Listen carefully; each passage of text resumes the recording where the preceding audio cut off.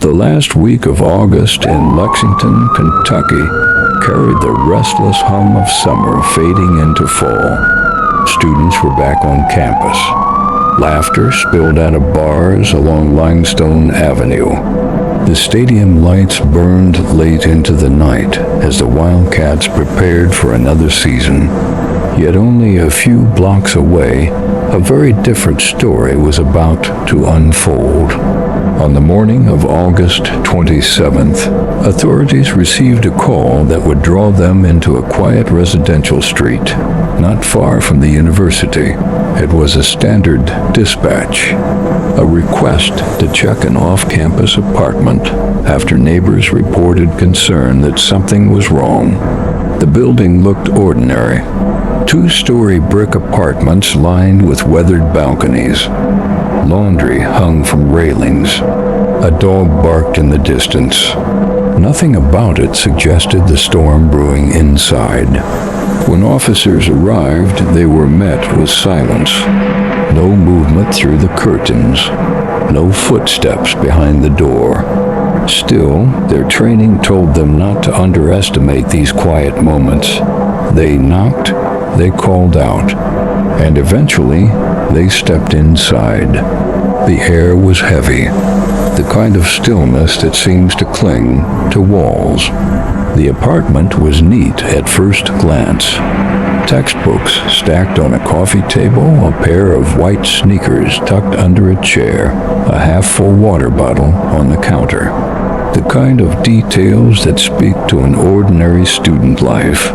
But in the back room, down a narrow hallway, officers discovered something that was anything but ordinary. Inside a small bedroom closet, wrapped in layers of fabric and hidden inside a dark plastic bag, they found the fragile remains of a newborn. It was a moment that froze the air around them, a scene no first responder ever forgets. Within minutes, the quiet street outside had changed. Police tape stretched across the complex. Neighbors gathered in confusion. Patrol cars lined the curb, their red and blue lights cutting through the late morning sun. What had started as a simple welfare check had turned into a case that would ripple across the state and beyond, drawing in questions of secrecy, responsibility, and the hidden struggles that can unfold behind closed doors. This was the beginning of the case of Laken Snelling, a story that would test the boundaries of law, compassion, and the thin line between public image and private reality. Laken Snelling was 21, a senior at the University of Kentucky, and a rising star on the university's stunt team. Her life, at least from the outside, appeared ordinary, even enviable. The hours she spent in the gym, the precision of her routines, the energy she brought to the field, all painted a picture of discipline and ambition. Her teammates admired her dedication, coaches praised her focus, and her social media reflected a life of laughter, friendships, and achievement. Yet, as is often the case, appearances can be deceiving. Subscribe to our channel for more interesting true crime stories. Behind the bright smiles in photos and the cheers of a packed stadium, there existed layers of private experience that no one outside her apartment could see. Like so many students, Laken navigated a world of expectation, of personal challenges, and of pressures that could quietly weigh on someone even when everything else seemed perfect. Her friends remembered her as determined and caring. She could light up a room with her presence and offered support to those who needed it. But some noted she could also be secretive, keeping certain parts of her life carefully guarded. It was this private side, hidden behind the familiar scenes of athletic practice and university events, that would soon come under intense scrutiny. The juxtaposition of her public persona and her private life made the events that followed all the more shocking. How could someone so young, so vibrant, be linked to a situation that would captivate news outlets across the country? How could the quiet corners of her apartment conceal the start of a case that would leave so many questions unanswered? The story of Laken Snelling would reveal the fragile balance between the life we show to the world and the struggles we carry alone. It would shine a light on the quiet complexities of youth, ambition, and secrecy. And it would begin to answer a question that would linger in the minds of everyone following her case. How much do we truly know about the people around us? Life inside Laken's apartment appeared calm and orderly. A typical student space with textbooks stacked on a desk, a small sofa tucked into the corner, and personal belongings neatly arranged. To any passerby, it was the home of a young woman navigating college life. Yet behind these walls, the reality was far more complex. Many students keep certain aspects of their lives private, but in Laken's case, the layers of secrecy would become a central element of the story. Friends and classmates would later reflect that she often kept to herself, quietly managing her personal affairs. There were no warning signs, no obvious indicators that anything was amiss. The routines of university, practice, and social gatherings masked what was quietly unfolding in private. Weeks before the discovery, the apartment had seen little disruption. Neighbors would occasionally hear faint noises, the shuffle of daily life, but nothing alarming. The hallway outside smelled faintly of laundry detergent. Sunlight streamed through blinds, illuminating stacks of books and scattered papers. Yet inside, hidden moments remained unseen. Moments of preparation, moments of solitude, moments that would culminate in a discovery that would shock a community. The contrast between the ordinary and the extraordinary is often subtle. A simple door, a quiet hallway, a closet tucked into the back of a room. These unremarkable elements of domestic life would become the focus of an investigation that demanded careful attention to detail. Subscribe to our channel. What seemed like an everyday apartment held secrets that would challenge assumptions, test law enforcement, and captivate public attention. In the weeks that followed, every corner of that apartment would be examined, photographed, and analyzed. Investigators would move slowly, meticulously, aware that even the smallest piece of evidence could offer insight into a timeline, a decision, or a hidden struggle. And in the quiet moments between interviews, the question lingered: how could such a private struggle exist so close to the heart of a bustling university? This was the unseen side of the story, the part hidden behind closed doors, where the ordinary and the extraordinary collided. It was here that the first hints of a larger narrative quietly took shape, a narrative that would unravel in the days, weeks, and months to come. The call came just after 9 in the morning.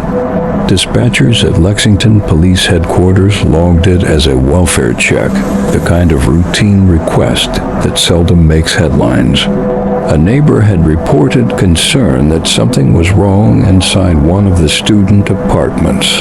The details were vague. Noises had been heard earlier, then silence. Someone worried. Someone picked up the phone. For officers, these calls can mean almost anything. A student who overslept, a medical emergency, a false alarm.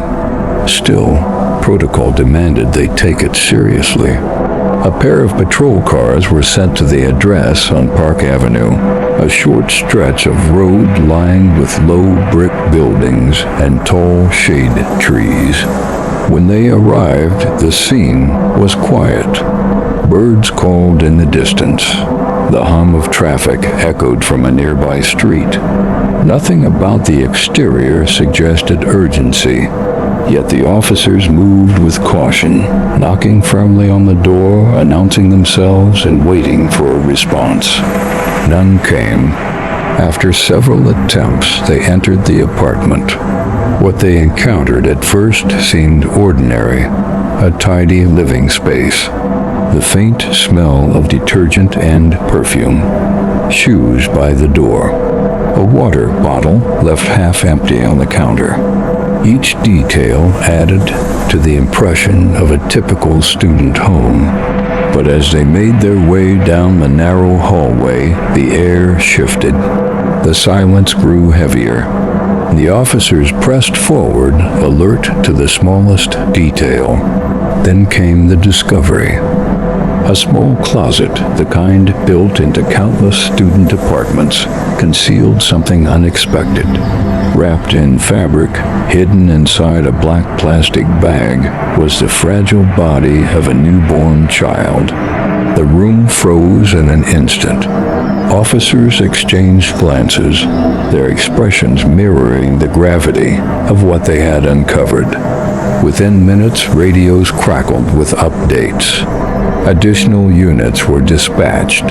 Supervisors arrived on scene. The apartment that had moments earlier seemed ordinary now stood as the epicenter of a case that would soon spread across national headlines. Neighbors stepped outside as police tape went up. Subscribe for more interesting true crime stories. Some whispered to one another, their voices carrying confusion and disbelief. Others stood in silence, watching the flashing lights reflect off windows and cars. The scene was quiet, yet charged with a weight that words could barely capture. For the officers, the discovery marked the beginning of an investigation that would grow larger with every passing hour. For the community, it marked the start of a story that would unfold in headlines, courtrooms, and whispered conversations.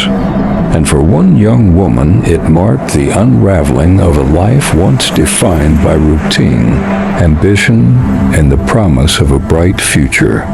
The infant was found wrapped tightly, layers of fabric and plastic concealing the small frame. The officers stood in silence for several moments, knowing that what they had uncovered was more than evidence. It was a life, fragile and brief, brought into the world only to remain hidden. They radioed for paramedics, though everyone in the room understood the outcome. The call was standard procedure, part of the process that ensured every possibility was exhausted. Within minutes, medical personnel arrived, their expressions somber as they stepped into the apartment. They checked for signs of life, their movements careful, deliberate, and respectful. None were found. The infant's body was transferred with quiet dignity. Investigators moved slowly, documenting each detail. The black plastic bag, the closet door, the precise way the fabric had been wrapped. Every angle was photographed, every measurement taken. Forensics collected samples, ensuring that nothing would be overlooked. The atmosphere in the apartment grew heavy. What began as a welfare check had transformed into a case that demanded answers. Outside, a crowd gathered. Neighbors whispered as stretchers and equipment were carried in and out. The flashing lights painted the walls of the building in red and blue. Word traveled quickly across campus. By mid-morning, messages spread from phone to phone, each version slightly different, but all carrying the same core detail. Something tragic had been discovered inside Laken Snelling's apartment. Students stared at their screens in disbelief, their ordinary day suddenly eclipsed by news that felt surreal. Back inside, the infant's presence lingered in every corner of the investigation. Detectives exchanged low voices, acknowledging the gravity of what lay before them. It was not just a scene to process, but a story to untangle. How had the infant come to be here? What had happened inside those walls in the hours before? And who had known? The questions hung in the air, unspoken but heavy. For the investigators, it was the beginning of a puzzle. For the community, it was the beginning of heartbreak. And for Laken, it was the moment her private world collided with public scrutiny in a way that could never be undone. By midday, the investigation had shifted focus. Subscribe to our channel. Detectives had gathered enough information to narrow their attention on one person, the apartment's tenant, Laken Riley Snelling. At 22 years old, she was known as a quiet but determined student. She balanced classes, work, and friendships like many others her age. But now her name was tied to an unfolding investigation that drew officers, media, and public attention to her doorstep. Police located Laken without delay. She was cooperative, quiet, and visibly overwhelmed as they approached. Witnesses described her demeanor as subdued, her movements slow, her face pale. She did not resist. There were no raised voices, no dramatic struggle. The moment was marked instead by silence, the kind that weighs heavily in the air when lives are about to change. Handcuffs clicked into place. Officers read her rights, their voices steady and procedural. She nodded faintly, acknowledging each word, though her eyes seemed distant. Cameras captured the scene from across the street. Students watched from sidewalks, their expressions shifting from curiosity to disbelief as they recognized the young woman being led away. The walk to the patrol car was brief, but it carried a symbolic weight that would replay endlessly in news clips and online discussions. The sight of a college student escorted by police became the defining image of the day. Some bystanders whispered in shock, others simply stared, their minds struggling to reconcile the student they had seen in classrooms and hallways with the person now at the center of a criminal case. Inside the car, Laken sat motionless. The world outside continued, but for her, time seemed suspended. Sirens remained silent as the vehicle pulled away, blending into the stream of traffic. It was not the end of the story, but the beginning of a long legal process that would dissect every decision, every moment leading up to the discovery in her apartment. For investigators, the arrest marked progress. For the community, it raised more questions than answers. And for Laken, it was the moment her private life became public record. Her name spoken in headlines, her face appearing in photographs that would circulate far beyond the streets of Lexington. At the station, the investigation turned official. Detectives began piecing together the timeline, reviewing evidence collected from the apartment, and preparing the paperwork that would formally bring charges.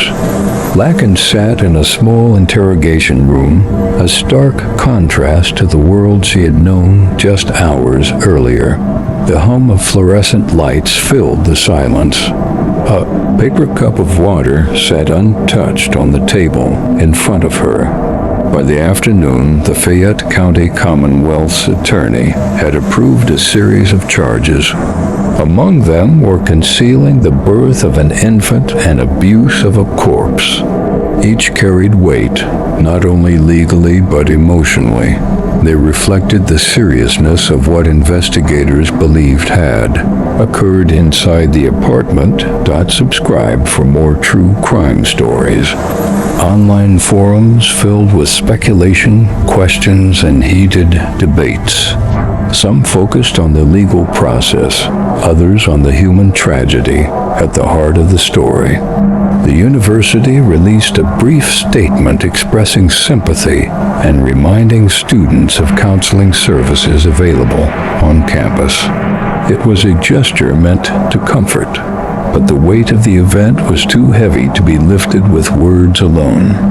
For those closest to Laken, the shock was personal. Friends scrolled through photos and messages, replaying conversations in their minds. They asked themselves how they had missed the signs. For classmates, it was surreal to think that someone they sat beside in lectures was now at the center of a national story. The ripple effect was undeniable.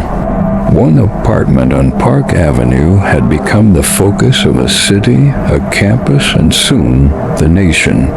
And in every conversation, whispered or shouted, one question remained. How could something like this have happened here? In the days that followed, investigators worked tirelessly to build a clear timeline. Every corner of Laken's apartment was examined with precision. Forensic teams collected samples from the closet, the bathroom, and even the trash. Digital devices were seized, each one a potential window into her private world. Detectives interviewed neighbors, classmates, and anyone who had crossed paths with her in recent weeks. Most had little to offer. Some remembered seeing her come and go quietly, headphones in, books tucked under her arm. Others recalled brief conversations, ordinary exchanges that now seemed filled with unspoken weight. But none could provide the answers investigators sought most. Medical experts were called in to examine the infant's remains. Their work was methodical, deliberate, each step part of a process designed to uncover details that words alone could not provide. Toxicology tests were ordered. Timelines were compared. The results would take time, but the outcome would be critical in shaping the direction of the case.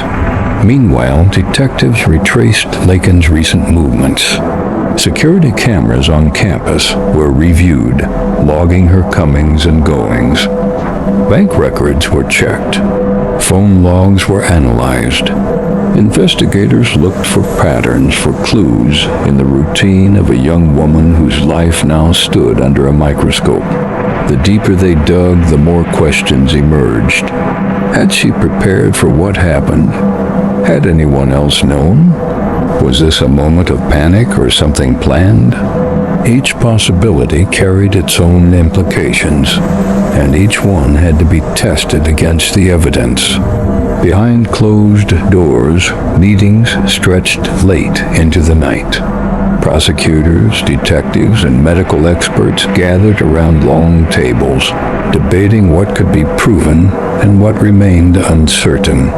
The case was still in its early stages, but its impact was already undeniable. Subscribe to our YouTube channel. Outside the police station, reporters waited each day for updates. Microphones clustered together as officials stepped forward to offer carefully chosen words. They confirmed that evidence was being analyzed, that tests were pending, that charges had been filed, but they stopped short of speculation. The details that the public craved would take time. For the investigators, patience was necessary. For the community, patience was almost unbearable. And for Laken, patience meant sitting in silence as the walls of the legal system closed in around her. Within days of her arrest, Laken was escorted into Fayette County District Court for her first appearance. The courthouse, a tall gray building that had seen countless cases before, now stood as the stage where her future would begin to unfold. Reporters lined the steps outside, cameras aimed at the entrance, their breath visible in the cool morning air. Inside, the courtroom filled quickly. Rows of wooden benches creaked as journalists, students, and curious locals took their seats. The low murmur of whispered conversations hung in the air, broken occasionally by the shuffle of papers or the squeak of a chair. The tension was thick, the kind that makes every sound sharper, every glance more pointed. When Laken entered, escorted by deputies, all eyes turned toward her. She wore a plain jail-issued jumpsuit, her hair pulled back, her expression unreadable. She walked slowly, her wrists cuffed, and took her seat at the defense table. For those who had only known her as a classmate, a neighbor, or a teammate, the sight was surreal. The judge entered, his robe flowing as the room rose to its feet. Proceedings began swiftly. Charges were read aloud, each word echoing in the hushed chamber. Concealment of birth, abuse of a corpse. The language was clinical, legal, yet the weight behind it was unmistakable. Laken's attorney requested time to review the evidence, asking for leniency and bail. The prosecution argued otherwise, stressing the seriousness of the charges and the need to ensure she remained available for trial. The judge listened carefully, his expression stern but controlled. The decision was measured, procedural, yet decisive. Bail was set. A future hearing date was confirmed. The gavel struck once, sharp against the wood, signaling the end of the session. But for those in the gallery, it was not the end. It was the beginning of months, perhaps years, of legal proceedings that would attempt to answer questions no courtroom could ever fully resolve. As Laken was led away, the buzz of conversation returned. Reporters rushed to call in updates. Students exchanged glances, whispering their disbelief. And across the city, televisions lit up with breaking news banners. College student faces charges in infant case. The courtroom had spoken its first words, but the story was far from over. Subscribe for more true crime stories. By the end of the week, the case had spread far beyond Lexington. National news outlets picked up the story, each headline carrying the same haunting words. University of Kentucky student charged after infant found in apartment. The coverage was relentless, and with every update, the pressure on the small community grew heavier. Television anchors debated the details late into the night. Talk shows brought in legal experts to analyze what might happen next. Social media erupted with arguments, theories, and judgments. Some defended Laken, painting her as a young woman overwhelmed and alone. Others condemned her outright, their words sharp and unforgiving. The divide was stark, and every post, every comment only fueled the storm further. Outside the courthouse, cameras remained stationed, day and night. Reporters stood in the chill of early mornings, repeating the story for audiences across the country.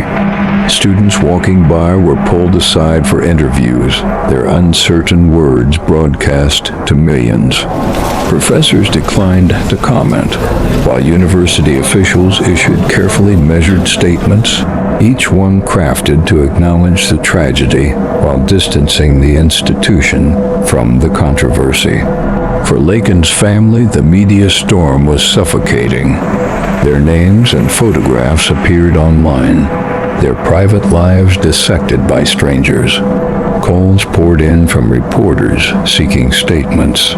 Neighbors avoided eye contact. Friends struggled to reconcile loyalty with the weight of public opinion. Inside jail walls, Laken remained silent.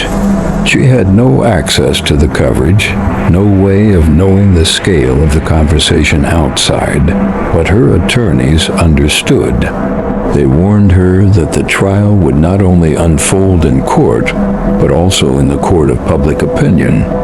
Every detail of her life, from her childhood to her college years, would be scrutinized. The storm was unrelenting, feeding on silence as much as on words.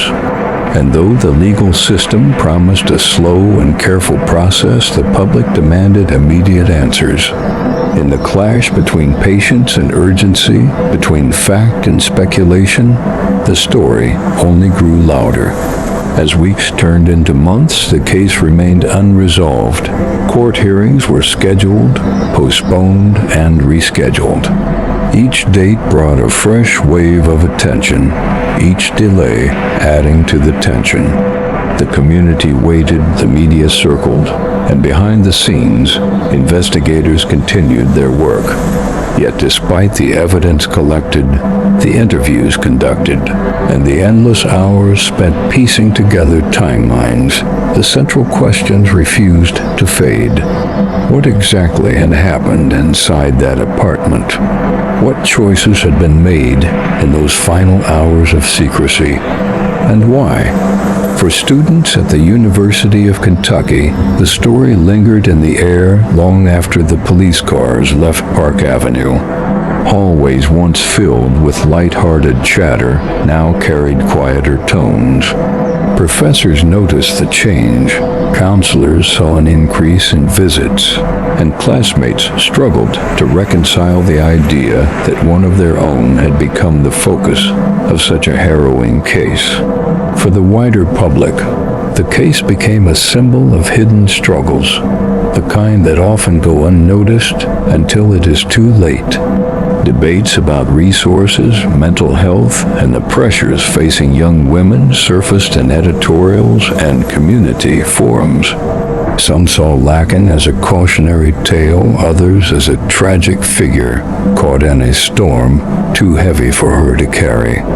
In the courtroom, the process moved slowly as the law demanded.